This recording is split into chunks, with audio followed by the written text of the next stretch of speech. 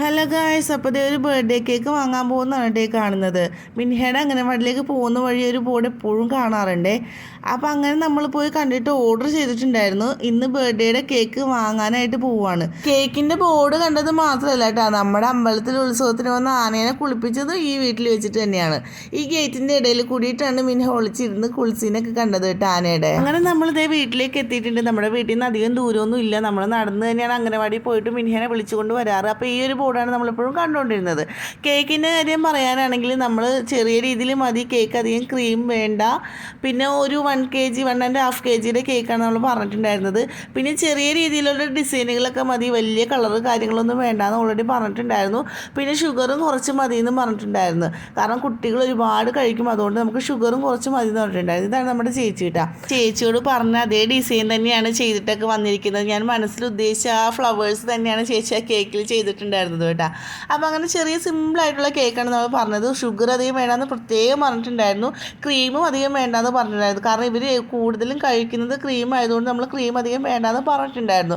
പക്ഷേ ഏറ്റവും വലിയ നഷ്ടമാണ് സംഭവിച്ചതെന്നുള്ളത് നമുക്ക് പിന്നീടാണ് മനസ്സിലായത് കഴിച്ചു കഴിഞ്ഞപ്പോഴേക്കും. അപ്പോൾ അതെന്താണെന്നുള്ളത് ഞാൻ ലാസ്റ്റ് പറയാം കേട്ടോ. കേക്ക് കട്ട് ചെയ്തതിന് ശേഷം ഞാൻ പറയാം. അപ്പോൾ നമ്മൾ കേക്ക് അവിടെ നിന്ന് വാങ്ങിച്ചിട്ട് നമ്മൾ വണ്ടിയിൽ തന്നെയാണ് വീട്ടിലേക്ക് പോകുന്നത്. അപ്പോൾ എനിക്ക് നല്ല ടെൻഷൻ ഉണ്ട്. കാരണം കവറില്ലാതെ കയ്യിൽ ഞാൻ ഇങ്ങനെ പിടിച്ചിട്ടാണ് പോകുന്നത്. അങ്ങനെ ടെൻഷനോടെയാണ് വീട്ടിൽ ചെന്ന് തുറന്ന് നോക്കുന്നത്. ഭാഗ്യത്തിന് ഫ്ലവേഴ്സ് അതേപോലെയൊക്കെ തന്നെ ഉണ്ടായിരുന്നു, ഒന്നും പറ്റിയൊന്നുമില്ല. പൊതുവേ കേക്ക് അങ്ങോട്ടും ഇങ്ങോട്ടൊക്കെ ചരിഞ്ഞ് പോകാറുണ്ടായിരുന്നു. പക്ഷേ ഇതിന് ഭാഗ്യത്തിനൊന്നും പറ്റിയില്ല, നല്ല രീതിയിൽ തന്നെ ഉണ്ടായിരുന്നു. പിന്നെ നമ്മളിത് ചെറിയ രീതിയിലൊരു ഡെക്കറേഷനൊക്കെ ചെയ്യുന്നുണ്ട് കേട്ടോ. എൻ്റേതായ രീതിയിൽ ചെയ്യുന്നതാണ്. അത് ഇവർ വലിച്ച് പൊട്ടിക്കുന്നത് കാരണം ഞാനത് കെട്ടി വെച്ച് മടക്കി മുകളിലേക്ക് ആക്കാനൊക്കെ നോക്കുന്നുണ്ട്. കാരണം ഇവരിതിങ്ങനെ താഴേക്ക് ഇങ്ങനെ കിടക്കുന്നത് അനുസരിച്ച് ഇവർ വന്ന് വലിച്ച് പൊട്ടിച്ചുകൊണ്ടിരിക്കുകയാണ്. അങ്ങനെ നമ്മുടെ ബർത്ത്ഡേയുടെ കാര്യം പറഞ്ഞു കഴിഞ്ഞാൽ വളരെ ചെറിയൊരു ബർത്ത്ഡേ സെലിബ്രേഷനാണ് കേട്ടോ. നമ്മൾ തന്നെ ഡെക്കറേറ്റ് ചെയ്ത് ചെറിയൊരു കേക്കൊക്കെ വാങ്ങിച്ച് കട്ട് ചെയ്തിട്ടുള്ളൊരു സെലിബ്രേഷനാണ് ഉദ്ദേശിക്കുന്നത്. ആലുവയിൽ നിന്ന് പെട്ടെന്ന് പോകുന്നതിൻ്റെ ചെറിയൊരു ഫിനാൻഷ്യൽ ബുദ്ധിമുട്ടുള്ളതുകൊണ്ട് നമ്മൾ അങ്ങനെ ഒതുക്കിയിരിക്കുകയാണ്.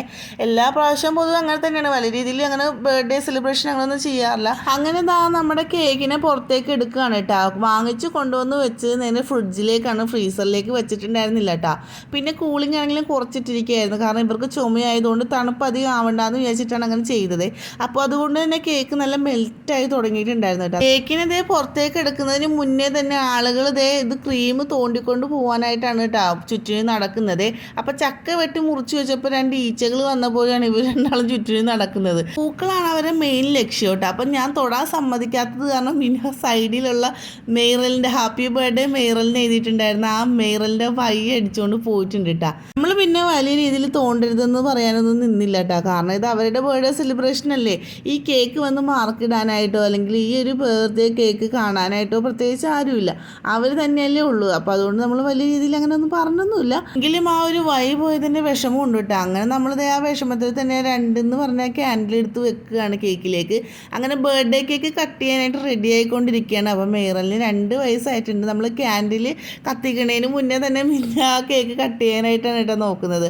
അങ്ങനെ നമ്മുടെ ക്യാൻഡിലൊക്കെ കത്തിച്ചിട്ടുണ്ട് കേട്ടോ. അപ്പോൾ അതിനിടയ്ക്ക് ഒരു സംശയമുണ്ട്, ഈ ക്യാൻഡിൽ ഊതണോ അതോ വേണ്ടേ എന്നുള്ളത്.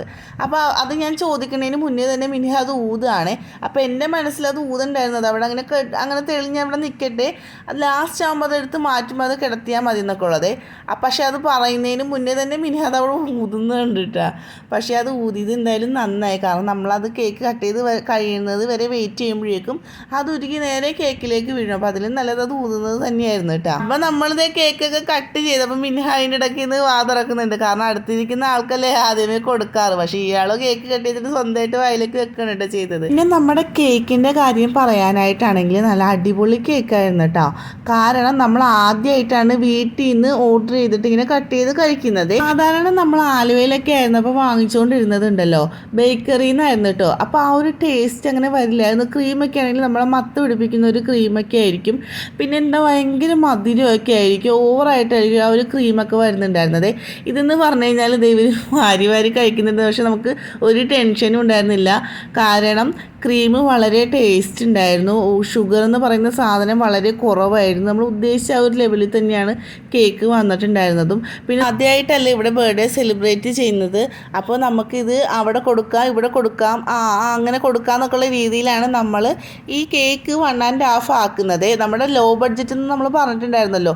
ഈ ഒരു കേക്ക് നമ്മൾ പറഞ്ഞത് ഈ സ്പോഞ്ച് വാനില മതി, ക്രീം നമ്മൾ ഒരു ചെറിയ രീതിയിലുള്ള ചോക്ലേറ്റ് ഫ്ലേവർ മതി, വലിയ രീതിയിൽ വേണ്ട. കാരണം ഒന്നാമത്തെ കാര്യം ഇവർക്ക് ഒരു ബുദ്ധിമുട്ടാവണ്ട എന്നുള്ള രീതിയിലും, പിന്നെ ഒരു മത്ത് പിടിക്കും അങ്ങനെയുള്ള രീതിയിലൊക്കെയാണ് നമ്മൾ ഒരു ചെറിയ രീതിയിൽ മതി, ലോ ബഡ്ജറ്റിൽ തന്നെ ചെയ്താൽ മതി. വാനിലയിൽ ഒരു ചോക്ലേറ്റിൻ്റെ പുറത്തെ ക്രീമിന് മാത്രം ചെറിയൊരു ചോക്ലേറ്റിൻ്റെ ഒരു ഫ്ലേവർ വരുത്തിയാൽ മതി എന്നൊക്കെ പറഞ്ഞ് അങ്ങനെ ചെറിയ ചെറിയ കണ്ടീഷനുകളൊക്കെ പറഞ്ഞിട്ടാണ് നമ്മൾ ഈ ഒരു കേക്ക് ചെയ്യിക്കുന്നത്. അങ്ങനെ ചെയ്യിക്കുന്നത് കൊണ്ട് തന്നെ നമുക്ക് വളരെ ടെൻഷൻ ഉണ്ടായിരുന്നു, ഇത് എന്താ ശരിയാവുമോ എന്നൊക്കെ ഉള്ളത് രീതിയിൽ. പിന്നെ അച്ഛനും അമ്മയും 2-3 പീസ് കേക്ക് ഇന്ന് മാത്രമേ കഴിച്ചുള്ളൂ. അവർ പിറ്റേ ദിവസം പോവുകയും ചെയ്തിട്ടുണ്ടായിരുന്നു കേട്ടോ.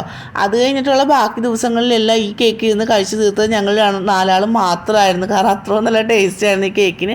മധുരമൊന്നും ഉണ്ടായിരുന്നില്ല എന്നുള്ളതാണ് ഇതിൻ്റെ ഒരു ഹൈലൈറ്റ്. ക്രീമൊക്കെ നമുക്ക് കുറച്ച് പറഞ്ഞത് നഷ്ടമായി പോയിട്ടുണ്ടായിരുന്നതായിട്ടാണ് എനിക്ക് പിന്നീട് തോന്നിയത് കേട്ടോ.